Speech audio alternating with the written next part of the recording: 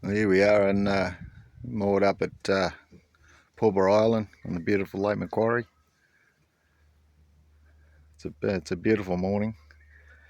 We've had had a cold night though. For the end of January, we're down to single fingers here last night, and even now it's only about 16, 17 degrees. But so it's been a very cool, but a beautiful spot.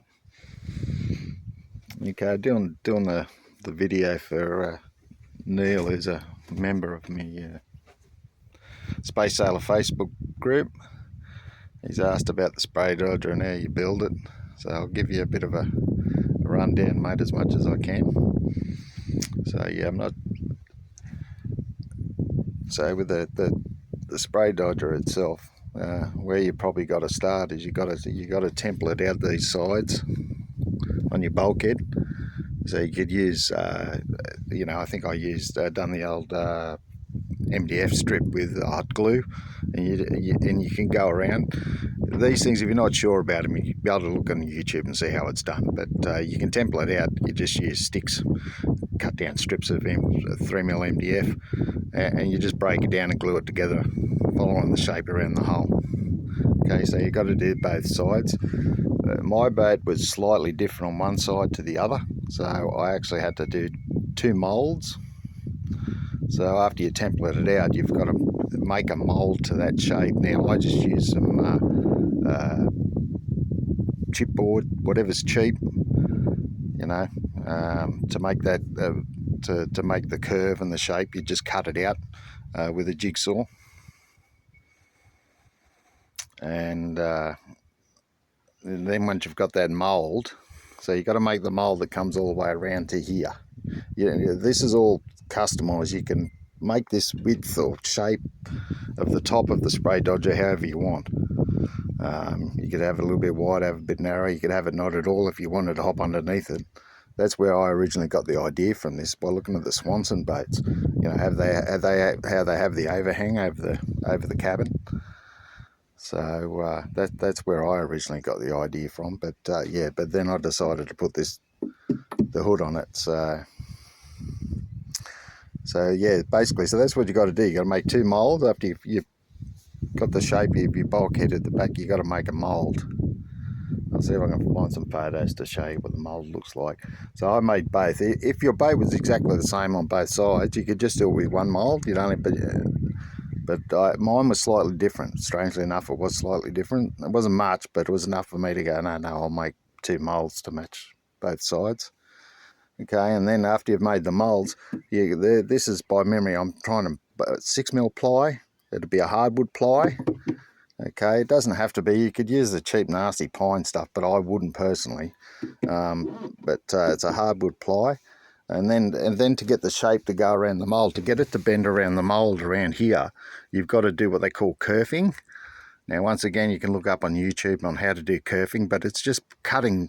Say if it's 6mm, you'd be cutting probably roughly 3mm slots all the way across, very close together, exactly wherever you're bending it, you have it. So you'd have a lot of slots here close on where it's really tight on the angle, and as you go out, the slots can be further apart, and once you get to about here, you stop. So you'd have cuts all the way across, okay, kerfing, and that'll allow you to bend it around.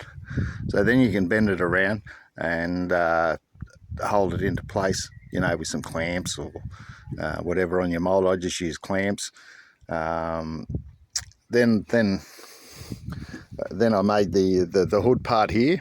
Okay, now once again, you need to look on YouTube if you don't understand what I mean, but you can do what you call a stitching glue. So it's basically you cut the pieces out and you just drill some holes around the joints, and you can put my favourite's small cable ties, and I'll cable tie it together. Then you mix up some epoxy glue, okay, and then you do fillets. You run fillets along your joins, okay, all the way around. You run your fillets. It doesn't just make sure they're reasonably clean if you can do it, and then you fiberglass over them. You don't see the fillets anyway. So yeah, so that's how that piece is made. And like I said, this is a custom bit. You can do whatever you want to do with here. Once again, just get this shape over here, just template it out. Okay, and my one here, by measure, I can't remember, but it's about 300 mil, about a foot. You can make it narrow, you can make it wider. It's up to yourself. As far then once you've got the timber on the mold, you've got to you fiberglass it into position. So you have it shaped out over the mold. I used 3 layers of biaxial cloth, which is probably a bit of overkill.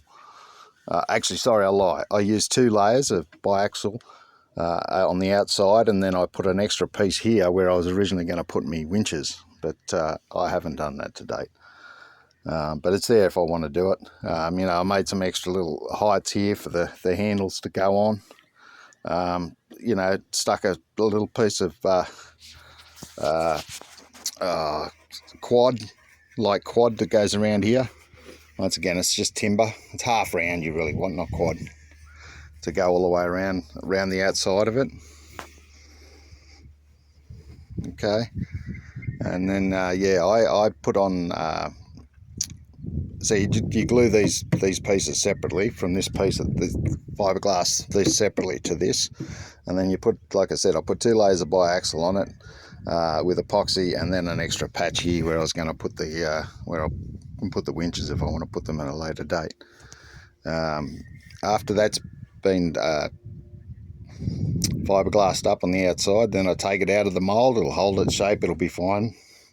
Then you fill in all your little kerfing marks that you've made underneath here on the timber, and just fill them with thickened epoxy, and then just fiberglass over on the inside. Fiberglass on the inside doesn't have to be that thick. Just there was 1 layer biaxial, I think, on the inside, so it doesn't have to be too much on the inside. I just thickened it up on the outside.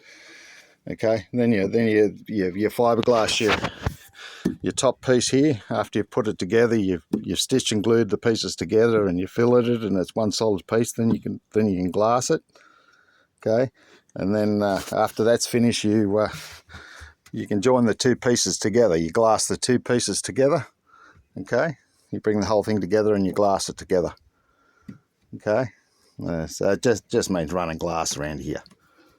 Okay, remember, you don't want sharp corners anywhere, because it's hard to run fiberglass around sharp corners. You always want nice rounded corners, even if you've just got to sand them. If you take them to a flat disc on a grinder or something, but you want them nice and rounded. All your corners need to be rounded, otherwise you'll struggle to get the glass to go around. Okay, so yeah, it's a bit hard, mate, without me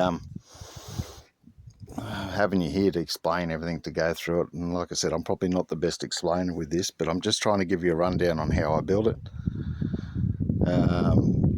I think you need to talk to me about more detailed questions, but that's just a bit of a rundown of it. And the other thing with the spray dodger, mate, is about 90% proof as far as water going into the cabin. There are a couple of scenarios where you're still going to get rain going through the cabin. That's if you're running downwind with rain in a strong breeze. Rain's just going to still blow in there. And the other time that I've had rain come through there is when I've been in somewhere tidal, and the tide's holding me against the wind backwards, and then it's raining at the same time, and then it's come through. So there are a couple of things, but the way I've mitigated that, I'll just put this down for a second, and I'll put this up.